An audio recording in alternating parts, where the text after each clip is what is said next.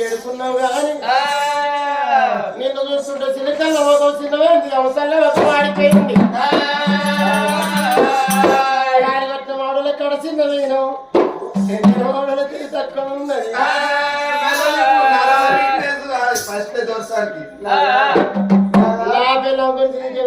అయ్యో అప్పుడప్పుడు beep tablet తెస్తా అప్పుడప్పుడు